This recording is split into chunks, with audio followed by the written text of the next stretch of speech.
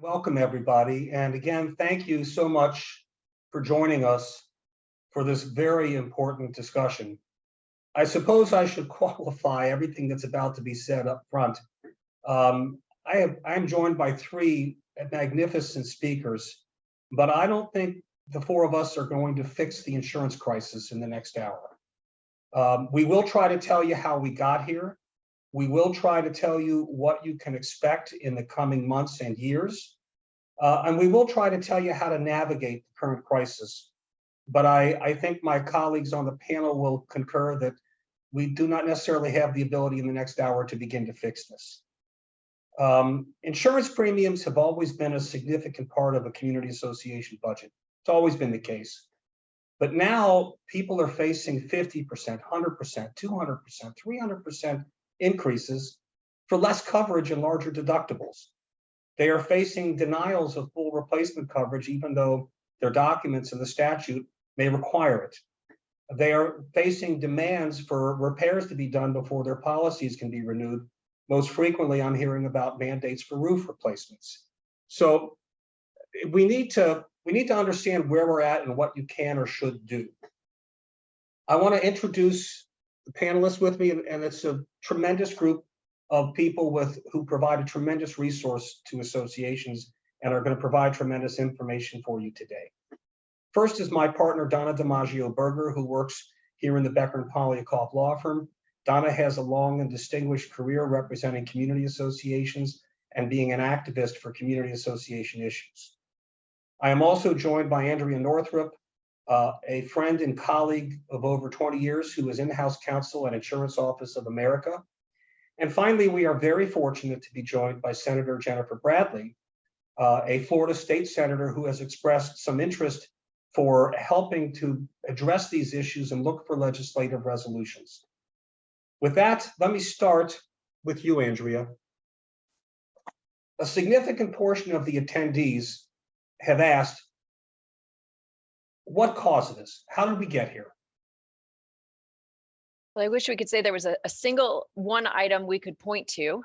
Insurance, generally speaking and historically speaking, has always been cyclical.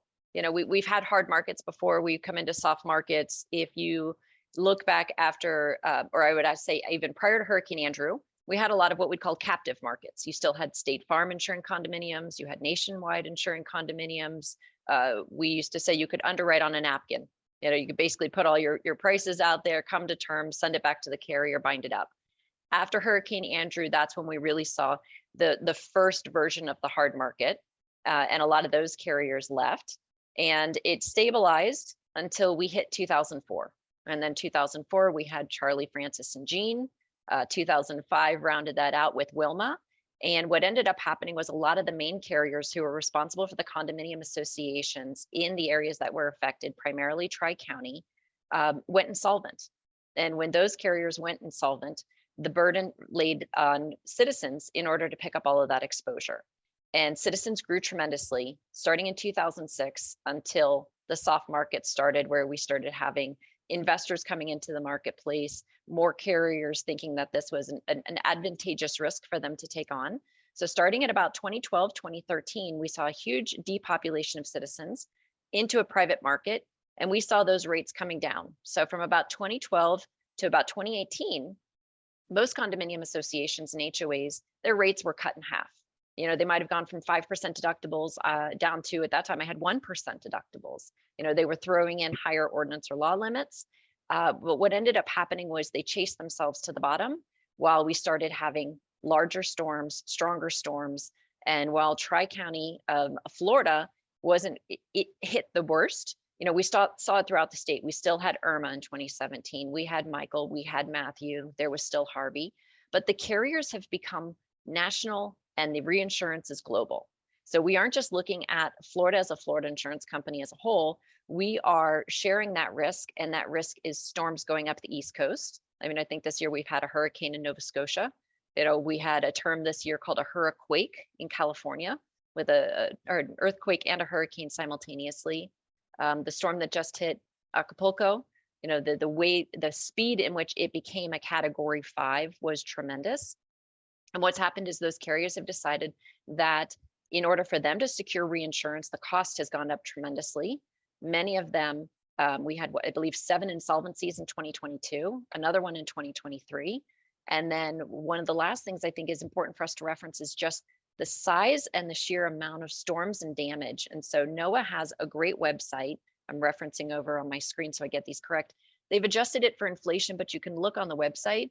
So in the 1980s, they averaged 3.3 events a year that were $1 billion or greater as an insurable event. In the 90s, that went to 5.7 per year. In the 2000s, that went to 6.7 per year. In 2023, we've had 25 $1 billion or greater insurable events already. So from an insurance standpoint, you know, the carriers are looking at it from a for-profit basis, and they're saying this is not a place for us to make money anymore. They won't even put $1 on the paper to offer to the clients.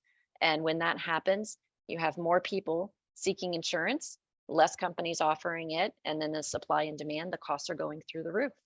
And that's the long answer. You mentioned citizens' growth in passing. Citizens growing exponentially is not a good thing, is it? Not for our state, not for our stability. Citizens is supposed to be a market of last resort, and it serves a wonderful purpose in that when there is no other entity that's going to be out there that's going to step in and take that risk, we need to have a market of last resort. But our market of last resort can only be so strained.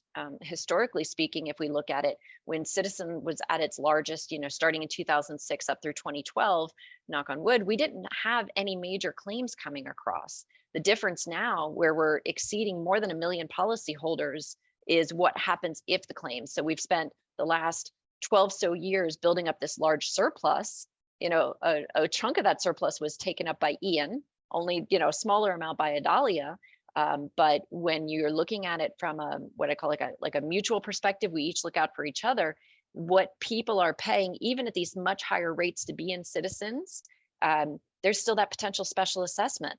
You know, you have your annualized rate, but then if Citizens doesn't have the financial means to meet a loss in the future, you've got the potential of them coming back the next year and saying, okay, we need another 45% to make up for all the loss from last year.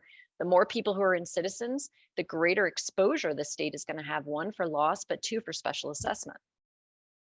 Thank you for clarifying that, because I wanted to make sure everybody understood that citizens' growth is not a good thing. I want to ask you three more questions, sort of bullet questions. Number one, what can associations expect from the insurance industry in the near future? Number two, what can or should they be doing to better position themselves with regard to availability and cost of coverage? And thirdly, do you believe compliance with the recent statutory amendments that mandate milestone inspections, and which in turn will mandate certain repairs, do you think that will make any difference in the insurability of an association? Starting with your last bullet point first, we're already seeing that. And we're seeing it not just in the property, but the liability and the directors and officers.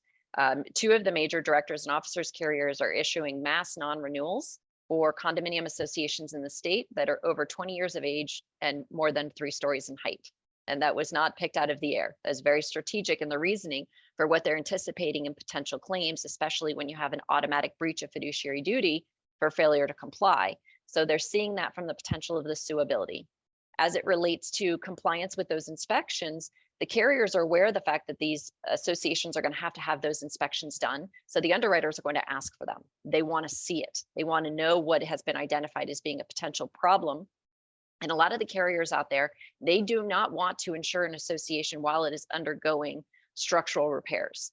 You know, that it's okay, we understand they have to do it. You can come back to us when it's done, but we're not going to be here to be on the risk. And that's what's proven to be extremely challenging right now is you have these boards that are trying to get ahead of the deadline, that are going in there and they're doing what they should be doing by getting their inspections done. And then when it identifies, you know, concrete restoration work or structural work that needs to be done, they're getting dropped by their carriers because the carriers don't want to stay on it during the risk. And then the last point is having updates is always going to be critical. So for what few carriers that remain, you know, if you're competing against all of this new construction that's booming in the state, the superior construction with the best updates is going to be where the carriers are going to make their decisions to put their risk. as a for-profit entity, that the way that they're evaluating it is which risk is least likely to actually have a claim. So if you've got a brand new building with impact windows, it's got a new roof, it's sprinklered, and it's competing against a 1975 building that doesn't have opening protection credit for impact windows or shutters, it doesn't have its sprinklers, and it's got a 20-year-old roof, which one the carriers are going to select. And if they're only offering so much, the best hope an association would have is to update its buildings. But that's challenging when you're spending the money on the concrete restoration, or spending the money on the inspections, and spending the money to put into reserves, and spending the money on insurance prices that are 200-300% what they were 5 years ago. It all comes at a cost. And for the associations that have spent decades doing less than proper and full maintenance, this is another indirect cost to them, actually a direct cost. I want to segue to you, Donna, because we're setting the table here for Senator Bradley to tell us how she's going to fix all this. But I would like you to spend a moment with the law. What does the law require of a condo, co-op, or homeowners association in terms of insurance for property damage? Well, all the statutes address this issue differently. So let's start with the Condominium Act. So the Condominium Act requires all condominium boards, regardless of size, age, location. This law applies retroactively to everyone. It requires condo boards to use their best efforts to obtain and maintain adequate property insurance to protect the association property, the condominium property, and the common elements. So everything. So they're required to protect everything, and it has to be adequate property insurance for the full insurable value, replacement cost, or similar coverage based on appraisals that are conducted every 36 months. So every 3 years, this is what they have to do. Now, in addition to the statute, some association governing documents require full replacement value for coverage. And I know we're going to talk later with both the Senator and Andrea about the availability of that type of product right now in the marketplace. In terms of the Cooperative Act has much less to say about what boards have to do. It says that they also have to use best efforts, but that's about it. It doesn't get into everything else, doesn't get into appraisals.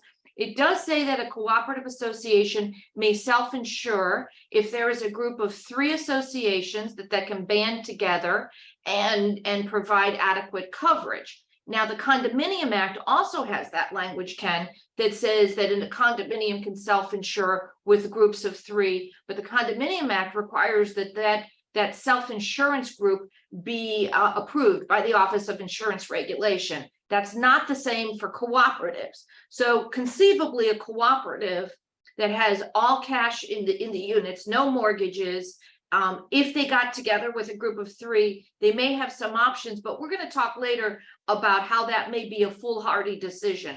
And then lastly, the HOA Act has really very little to say about insurance obligations on behalf of the board, but it does have the same language found in 718 for condos and 719 for cooperatives, in as much as it confirms that an HOA could, in a group of 3 associations, provide for coverage as long as that coverage is equal to the probable maximum loss for those communities in the event of a 250-year windstorm event. And the Chapter 720 is the only chapter that defines what is adequate windstorm coverage. The other 2 chapters don't. And the other 2 chapters use that ambiguous term, best efforts.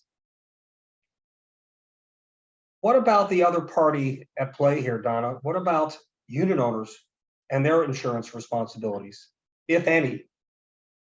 Well, as you know, Ken, we get this question all the time. The Condominium Act in certain spots seems to imply that there is an obligation and duty on the part of the owners to obtain interior coverage, which is known as an HO6 policy. That is the drywall in, all the contents, the fixtures, the appliances, the furniture. And we see that in 718, 11111. So there is an implication, but there is not a direct requirement, at least not a clear one, that imposes that obligation on owners to get it.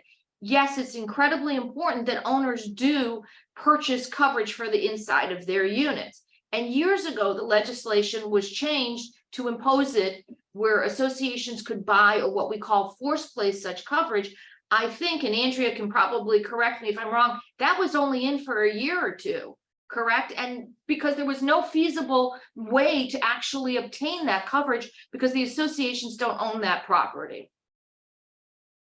Correct. There was no product really in the marketplace. It took some time for it to even start to come to fruition. And by the time it did, it was removed from it. But it was having that insurable interest, like you said. Right. Mortgage lenders got that insurable interest, but the association is separate.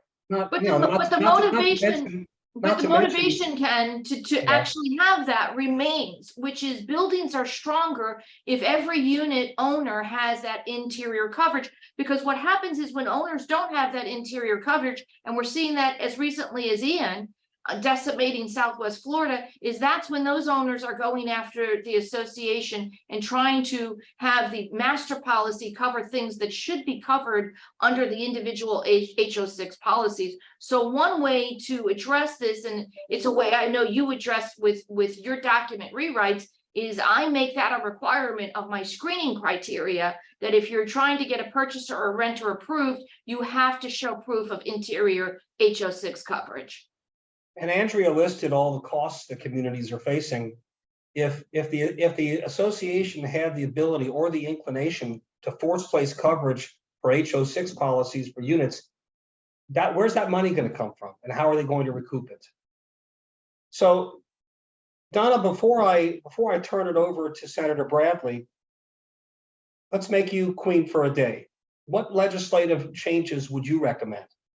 But you know, I love dabbling in legislative drafting. So one of the things I think that we really need to consider is changing the standard of what constitutes best efforts. Does that mean that a ready cash strapped association needs to purchase coverage regardless of the cost, even if it means that a significant percentage of their owners are going to basically fall into delinquency and perhaps lose their homes? I think we could address that by changing the standard to commercially reasonable efforts based upon commercially reasonable underwriting criteria.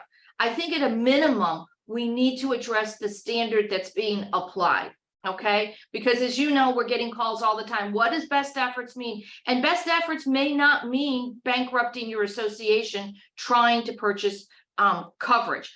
I think the legislation could also really address whether or not self-insurance is a feasible alternative for associations. And if so, what does that look like? You know, right now, as I said, in all three statutes, we have language that says 3 associations can band together and purchase. Only the HOA Act says it has to be for a 250-year windstorm. The other one, you know, the Condo Act says it has to be approved by the ORI. The cooperatives, you know, they've always been kind of overlooked with legislation. So theirs doesn't give any, you know, guidance. I think we need guidance. And the Florida legislature needs to decide whether or not they want to allow people living in multifamily buildings and in homeowners associations to self-insure if it's feasible to do so. But there needs to be a framework established for that. Before I go to the senator, Andrea, Donna mentioned commercially reasonable underwriting criteria.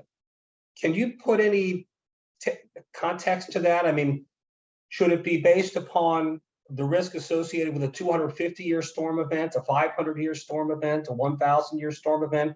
Because if we're going to give Senator Bradley useful details to work with, I think having something more specific in the statute, which is what Donna was advocating, that coalesces with what the insurance industry would consider responsible underwriting criteria, what should it be? Well, we would use underwriting criteria as a separate phrase than we would from, you know, what would make sense from a probable maximum loss based upon a year event. So, you know, as we're looking at stronger storms, that might need to be a higher threshold, because what a 1 in 250 year event versus a 1 in 1,000 year event, we've had 4 1 in 1,000 year events in Florida so far this year. I mean, we had that rainstorm that was down already in Fort Lauderdale back in the spring. We had Idalia that came across. You've got these different strengths of storms. So you would have to look at that as a separate analysis. From an underwriting standpoint, it would be where you hit that threshold, I think, of expense in self-insurance.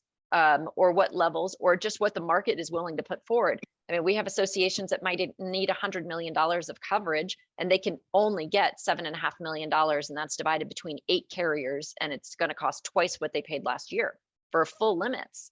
So there has to be a formula that comes into play.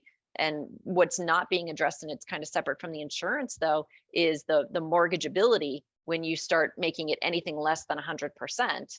And then that becomes a D&O question, D&O insurance exposure. So there's a lot to it. The first of the dominoes would be the mortgage ability.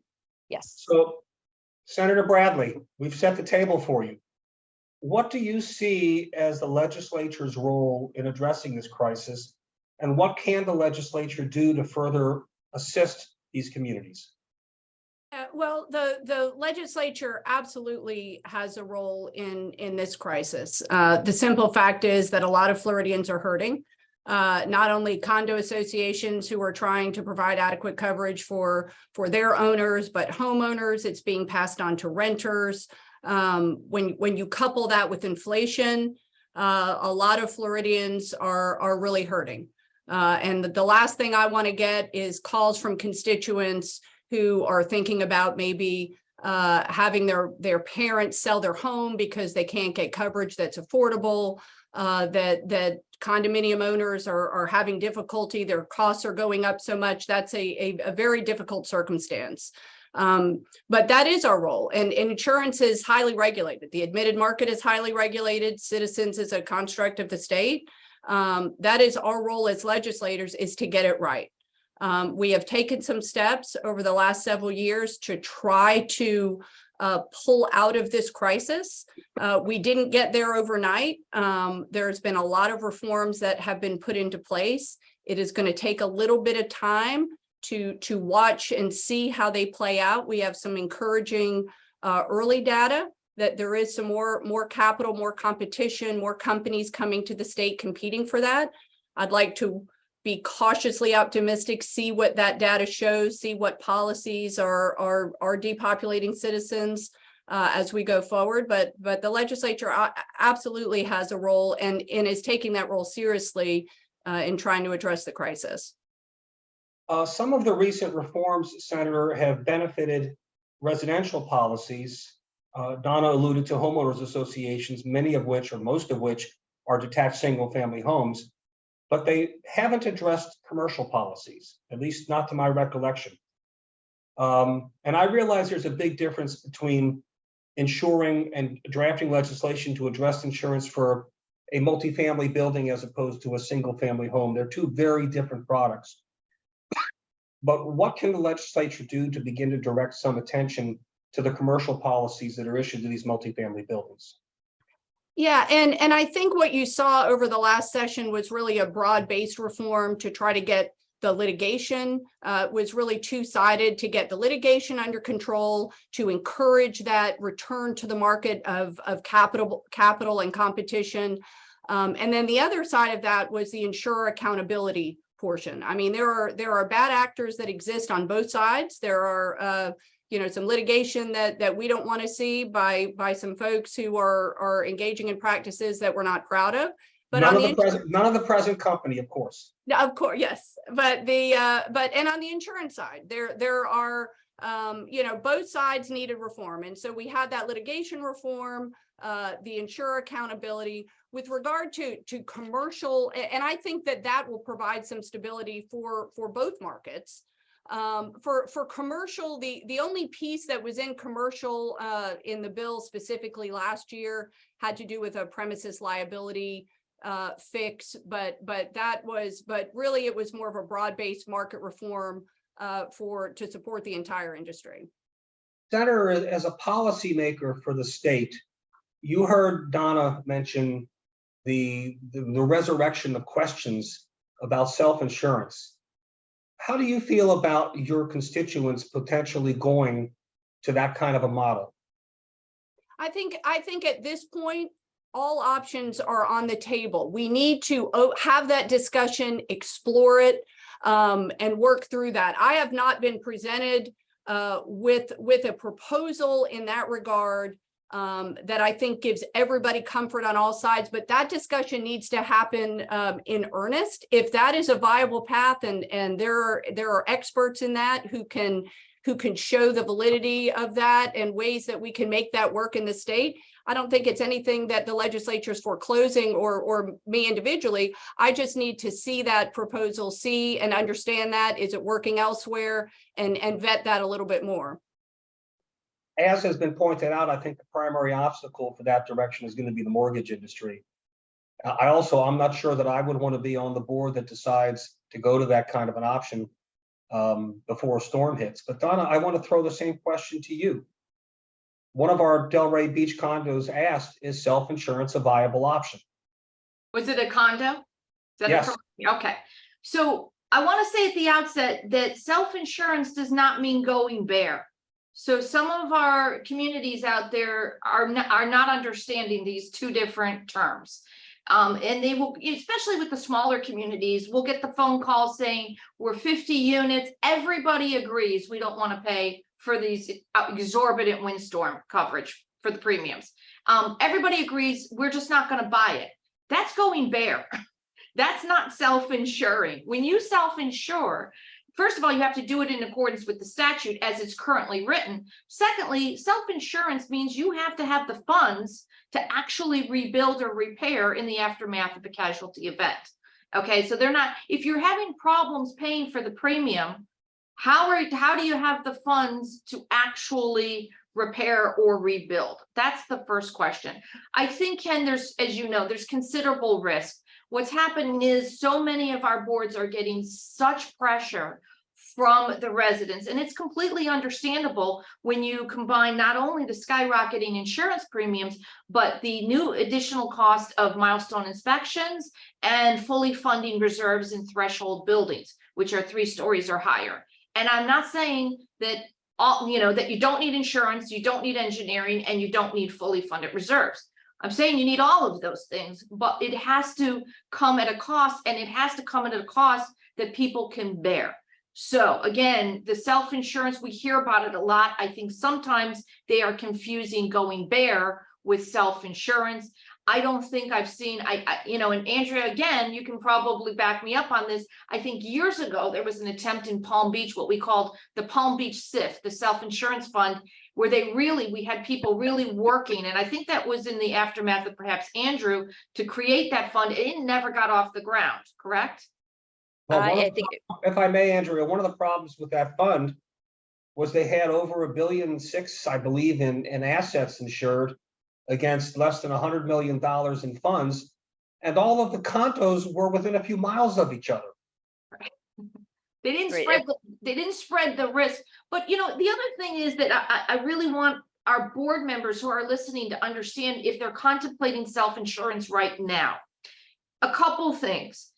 You serve as fiduciaries in the community. So the people who are urging you to go without, they are not in fiduciary positions of trust in the community. You as board members are. I hate to say it, but the same people who are urging you to go without adequate insurance could be the same people suing you down the road if you don't have adequate insurance and a casualty event comes along and injures, kills people and destroys the property. So you really have to bear that in mind. Now, that being said, I'm going to get back to the way the statutes are currently worded for the condominiums and the cooperatives, and they use the term best efforts. What does that mean? Now, there are 2 Florida cases that do delve into this in terms of what best efforts mean. Best efforts may not mean that you have to pay whatever and again, bankrupt your association or force a lot of your people out of the homes. I would suggest that you get a legal opinion. You don't rely on your manager. You don't rely on the retired attorney on the board to try to give you an opinion on what constitutes best efforts. Reach out to association counsel and get an opinion as to whether or not you have to fully insure at any price for your property. You raised an interesting question that has come in from a lot of the listeners in their advanced questions, which is, can they buy less insurance, less than full insurable replacement value coverage, or have an exceedingly high deductible is that defensible action on the part of the board under the current law? Well, I believe it might be, and I'm going to give you an example from one of my communities. You know, there's a 10, I don't know if 10% deductible is still available. This board purchased a 10% deductible, which was available in the marketplace. And what happened is in 3 of the buildings, there were multiple buildings in this community, people wanted to sell their units in 3 of the buildings. They found they had a problem with their purchasers obtaining financing with the 10% deductible. Of course, their first claim was that the association board was negligent in terms of taking a 10% windstorm deductible. The reason they took the 10% windstorm deductible, it's obvious. They wanted to keep the costs lower to be able to have a budget that most of their residents could meet.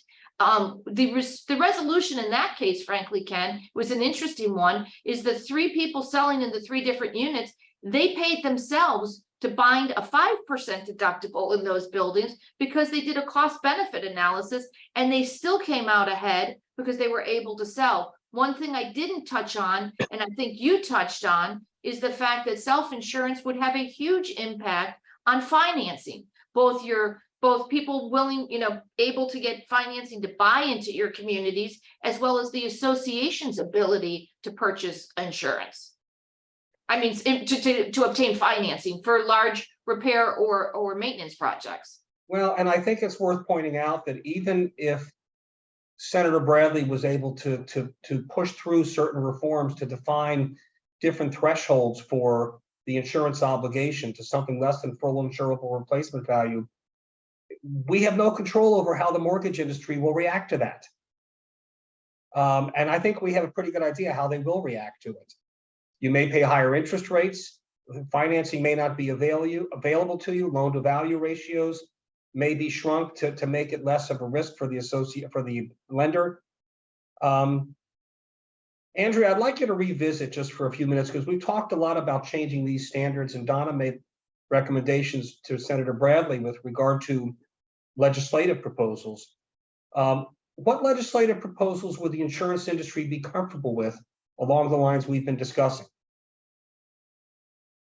That's an answer I probably don't have. I can give you my own position on it. No, let me clarify. The insurance industry is a business. You want to sell policies. The fact that a lot of people are talking about self-insurance is not good for your business. Absolutely. But I think there's so much demand right now. The problem is not that the carriers aren't writing enough business. You know, they're meeting their capacity. You know, we have particular carriers that, you know, if they decided how much insurance they were going to write in the state of Florida for the year of 2023, they met that limit by April. And then they just shut down and said, we don't need to offer terms for the rest of the year. We're good with how much we've written. So I think that's that you're not really seeing too much with the carriers feeling like they're not able to write enough business because, one, they're retaining a lot of business because there's no competition. So they're putting out rates that are very high and they're binding them. One of the things that we see that's most difficult, that if I was going to say, okay, where do I think we could have some possible resolution with any insurance policy that we're going to write, the first $5 million of coverage is going to be the most expensive, because in the event of a loss, you know, if you've got a $20 million building or a $100 million building, the first $5 million is going to be the greatest at risk. So if you can't get full limits from a single carrier, if you can get partial limits, and then we do like a layer, we create a tower, first 5 million from one carrier, another carrier comes in and does 10 million excess of 5, the next one comes in and they're going to do 10 million excess of the 15 until we get sufficient insurance. We could look to see if the legislature would be open to doing a modification to Citizens where they only write primary. You know, if they just write the primary 5, therefore they're not carrying the entire risk of, you know, the $100 million that might be out there. You could get the private market to come in and attach at a point that's not primary. And that way the state doesn't bear, or Citizens doesn't bear the full risk, but the private market doesn't bear the greatest part of the risk. And that might find some middle ground between the two. Secondarily, where I think we have some exposure right now is in Citizens, you can't be in disrepair or under construction in order to be eligible. And that's where we're running into issues on complying with the milestone inspections and the following up with them to be in compliance with whatever needs to be repaired. There's one caveat now that came out in a bulletin recently where it was, you know, more than 50% of, if it's just concrete restoration, 50% of it has to be done. It has to be completed within 12 months. The engineer has to sign off on it.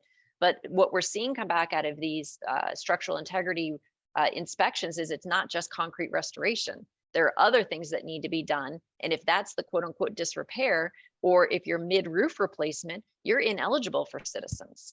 And so if Citizens won't take you, then that's where the associations are finding themselves in a really difficult position. So if we could find a way to modify maybe an arm of Citizens legislatively, separate from primary Citizens, maybe it is the higher deductibles and it's higher rates, but that's where you go when you're under construction until you can get back into the private marketplace so that you can at least carry full limits while that's happening.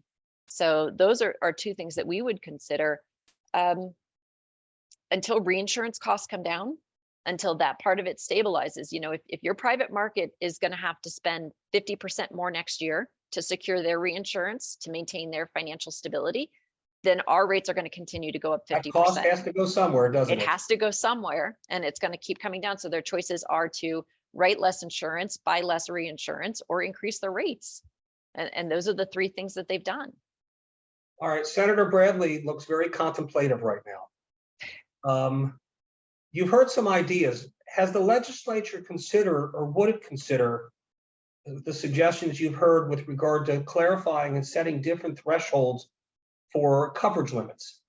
So Yeah, that so the boards can exercise some fiduciary capacity, but also some business judgment based upon reliable input from an insurance industry expert as to probable maximum loss. That was the PML that Andrea alluded to. Right. And I think that some of these issues, specifically with regard to, you know, the legislature set in place the milestone and the SIRS, and then a community goes out and complies with that, and it reveals deficiencies, and then they don't get their coverage. And that is an issue that we've tried to work with personally, would help associations work through and figure out a glide path for those. Some of that is the inspection reports that we've required. Some of that is a post-Surfside response that even without the milestone inspections, even without the SIRS, insurers were really taking a much closer look at the conditions of the buildings. And we've tried to work with Citizens in regard to really just limiting it to those structural deficiencies and trying to find glide paths where we can go ahead and secure coverage so that they don't lose that coverage. Roofs is another big issue that we've heard a lot about, difficulty obtaining coverage, the full replacement cost. And in that condo bill, we require those full reserves. We require fully funding the reserves, and that includes the roof. And so one of the issues that we're working through now is, does it make sense to require that full replacement cost coverage? Should Citizens be able to do actual cost, considering it's fully funded? The reserves are funded.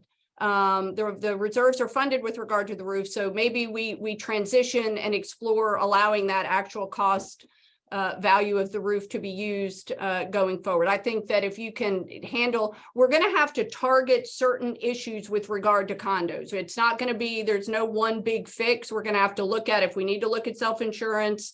Another issue we've been looking at is the wind pool. That has not been addressed, and now not as big an issue in South Florida, because east of 95, most of those are in that, but there are 6 counties in the state that aren't, and working with Citizens to try to maybe do allow wind only for condos through the state.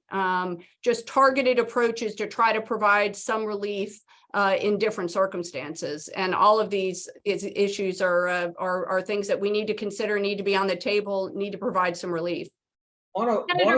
Ken, if I may ask the senator a question. Senator Bradley, under 4D and in the Glitch Bill 154, there's only one association, to my knowledge, in the state that's a multi-condominium association that is given the option to use a line of credit as an alternative to funding reserves. Is there any talk in the legislature to extending that option to all associations that have threshold buildings? So rather than having to budget for full reserves, they could get a line of credit to fund that. I will tell you that we are exploring a way to make that work while still incentivizing cash reserves. And I recognize that as we transition to go to fully funded in a relatively short period of time, If that is all cash based, that is a hurdle and an impact for a lot of owners. Whether we can allow that line of credit that can be drawn upon as components need to be replaced, it's something that we're exploring, as well as setting out language that more clearly shows a process for getting a line of credit for the milestone repairs and other actual repairs. Now, for the reserves, I think that is something we need to explore. I think that would really lessen the financial impact without putting off the requirement to have those reserves. I think if we could do that, that's something that I would support, that I'm exploring. One of the reasons the mandatory funding is so important, Senator, is that so many associations have been waiving reserves since the dawn of time. Yep. And you mentioned that these fixes are going to take time to come to fruition. A lot of these communities, it's going to take years for their reserve balances to get up to the kind of levels that would be a potential offset against property damage insurance diminution. I think having the alternative of carrying a line of credit that may be, that may shrink commensurate with the increase in the reserve funding over time would be an excellent idea. Donna, you actually anticipated the question I was going to ask the senator. Yeah. I think these options there has to be a balance between preserving the protections that 4D 154 and the existence of adequate property insurance provides. It has to be a way to balance it against the economic hardship that doing all of this at once imposes. And I will tell you, I've offered unpopular opinions to my association clients for years because I have advocated funding reserves. I have always thought that was an important thing to do. I always say to them, I say, what business in America operates with zero capital? Mm-hmm. Not one that's long for this earth.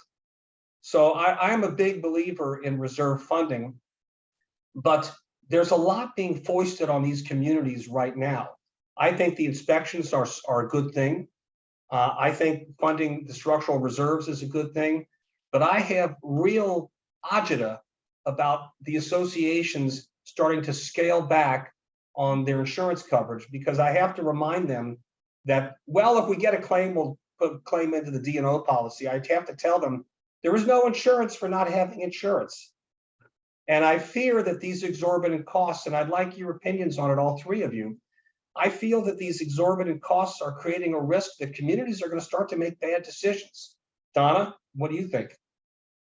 I think we're already seeing it, and I guess it really boils down to who's serving on the boards. So we do see a variety of reactions to pressure amongst our boards. We saw it with COVID too.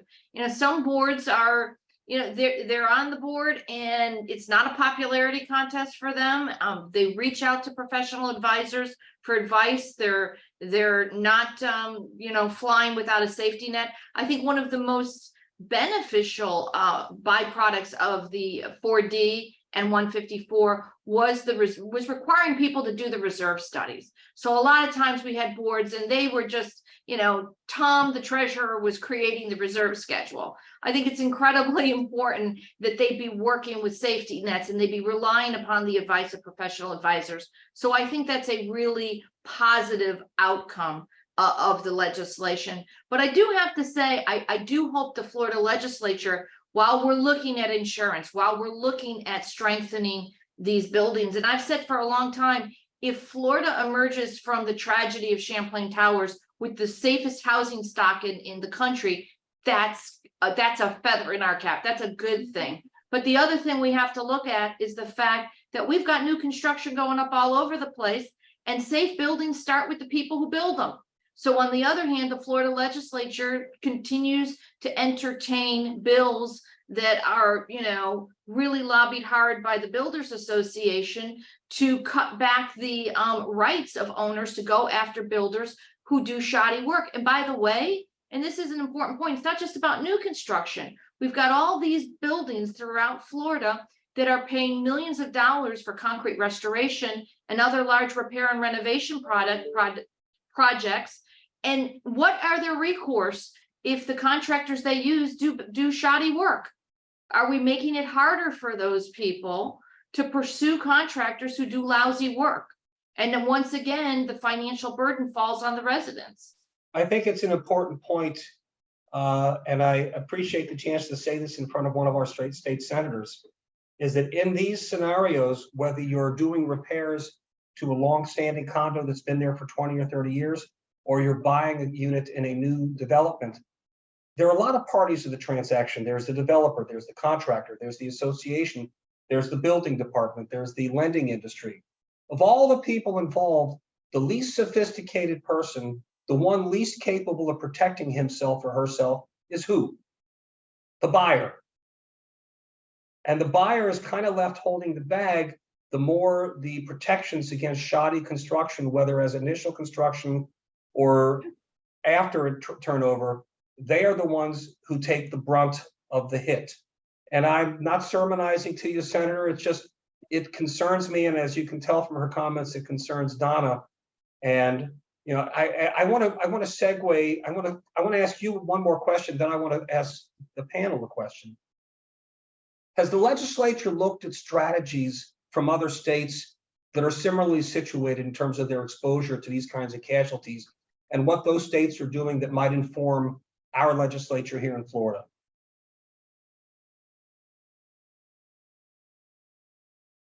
Senator, did you hear me? Oh, I'm sorry. I thought you had said that was directed to Donna. So I was I thought maybe she had a multi-state perspective. I think what you saw last session really was sweeping. I mean, there was a lot that changed in that bill, and Senator Hudson ran that bill. And a lot of those pieces were ideas from other states that have, positively impacted their insurance market, from eliminating the one-way attorney's fees, reducing the statute of limitations, reforming the bad faith, the premises liability. Now, I will be quite candid. That was not a bill I supported. I was one of the few Republicans to vote against that bill. I'm not convinced that litigation was the driving force to this crisis. I think a lot of it has to do with the increase in the storms, with the reinsurance market being swooped. And I think, and the construction defect reforms in that also passed this session, I think that some of what we did may have gone too far.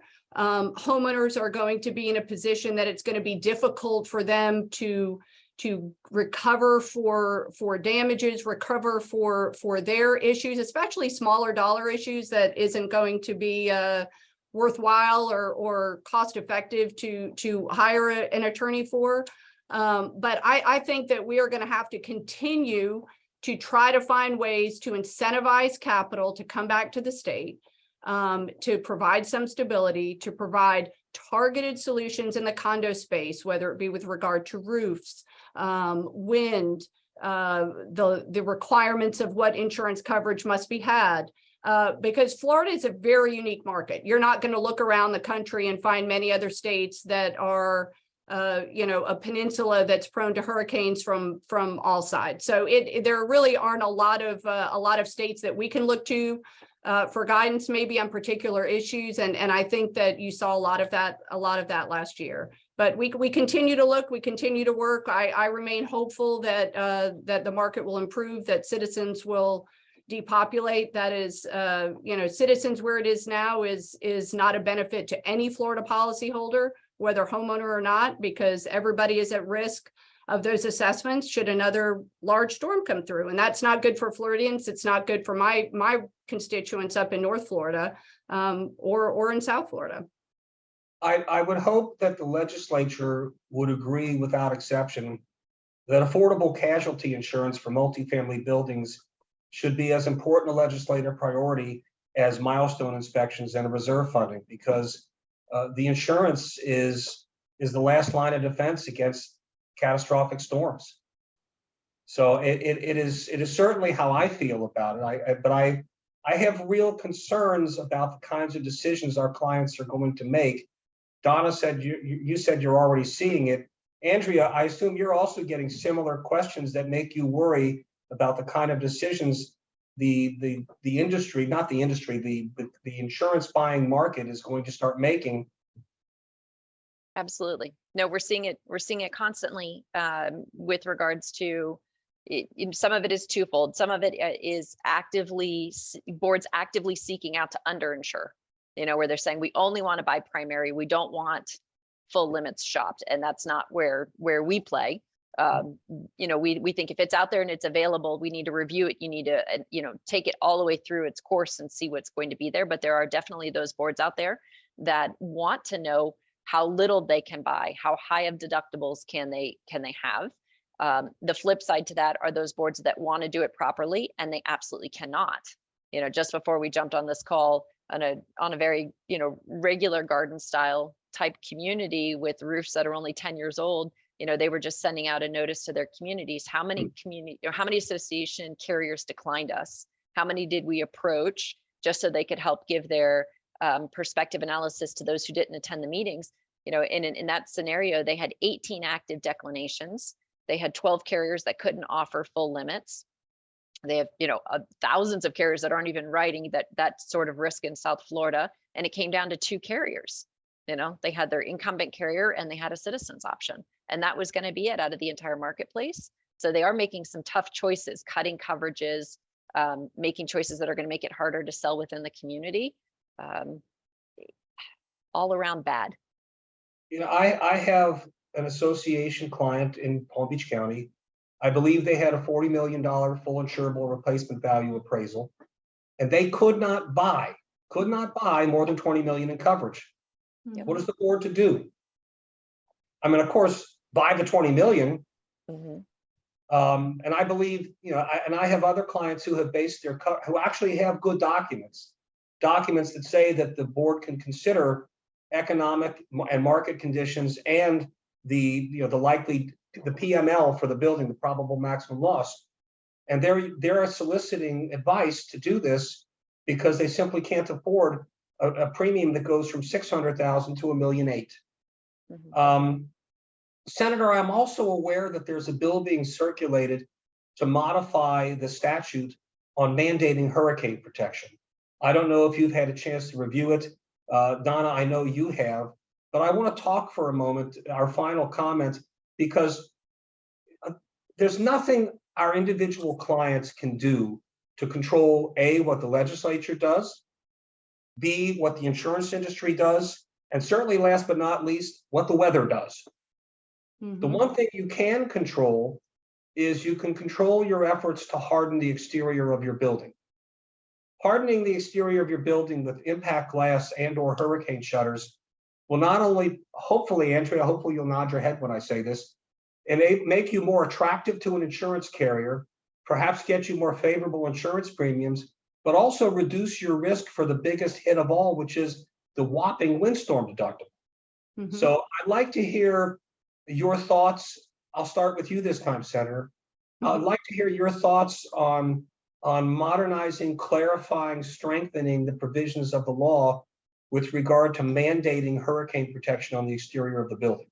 Yeah, and that bill moved through the Senate, or at least through a few committee stops, because it was because I voted on that bill. I think it was Hooper's bill from the Tampa area last year, and that was a proposal that I supported. It really clarified the obligations of both the owner and the association in terms of installation, what has to happen if there's repairs to the exterior, whose responsibility is that, in order to encourage that, so that it would translate into lower rates when the association tried to shop that wind policy.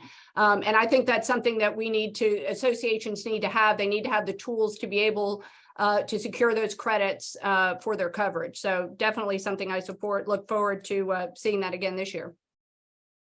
Donna, I'll go to you next with your thoughts on mandating hurricane protection and the benefits. Yeah, this is coming up a lot right now as our associations undertake concrete restoration projects, painting and waterproofing.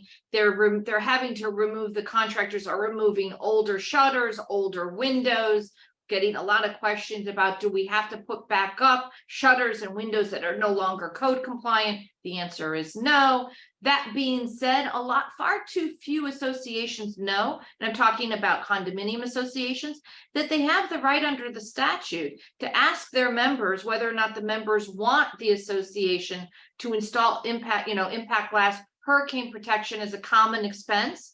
In communities where you've got 70, 80% of the units where the owners have already swapped out their windows with impact glass, or they have shutters, it's a no-brainer for those folks to vote yes. Say, association, we want you to install and harden the rest of the units in the building, and that's a conversation to be had with council in terms of how to impose the special assessment, and whether the people who already have impact glass and hurricane protection would get a credit towards that special assessment. But to answer your question, yeah, this is an important piece of the puzzle, and far too associations know that they have the right to install this. And the upside is also, I'm sure Andrea is going to say, some credits if the entire building has hurricane protection.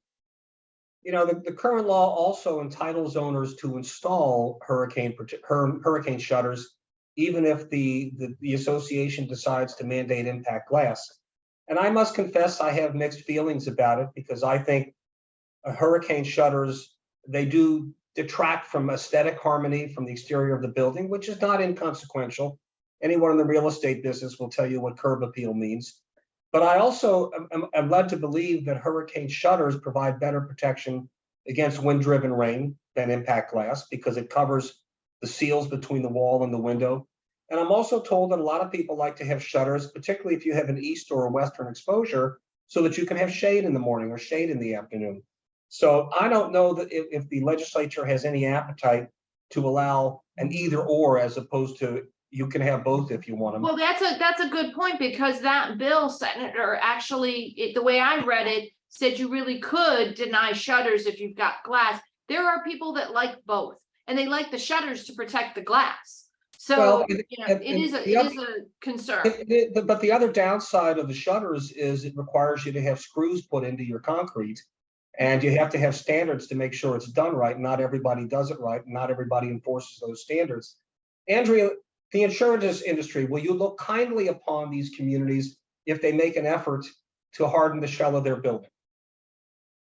Yes, but it is critical to always remind everybody, with the opening protection credits, it's all or nothing. So it's not just the windows and the sliders. If they've got, catwalk doors, those exterior doors, entry doors, patio doors, those are all going to have to be qualifying opening protection devices. Skylights are going to have to be revised. The lobby areas are going to have to be done. Fire doors, if it's got a glass opening in it, it's going to have to be rated. So it's not just the windows and the unit owner sliders. So it is a large expense. There are carriers out there that require opening protection, full opening protection, before they're even eligible for rating, but then they can be very aggressive in their pricing. But what I'll say, there's not too much we can do for the older buildings that are already there, but I'm still shocked when I travel, up and down the East Coast from Jacksonville to Miami, well, I should say to Martin County. So for those that have not adopted the Florida building code, you'll be up in Jacksonville and you'll see a 4 or 5 story building going up that's fully framed, and frame's going to remain ineligibility for a lot of these carriers. So you could have full opening protective devices, doors, sliders, windows, but if you're 5 stories frame, you're going to remain ineligible with some of those better carriers. If you're with Citizens, once you're in the market of last resort, they do have a very nice credit for opening protective devices. They are going to reward you for protecting the shell of the building, as long as the whole building is going to be done. To the board members listening, I think Donna's point bears repeating. If you're going to consider mandating hurricane protection, the starting point is to take a census. If you have 100 units, how many of them already have replaced their windows with impact glass or have put up code compliant shutters? The greater the percentage of your owners that have already done this, the greater your likelihood of being able to get a mandate passed as an amendment to your documents. Because if I've hardened the shell of my unit by putting up impact glass and or shutters, and the owners above me have not, I've maybe wasted my money, because the water is going to come in and then gravity is going to take over and it's going to come down through my unit. So you can start by taking a census of the percentage of your units that have already done this to install hurricane protection.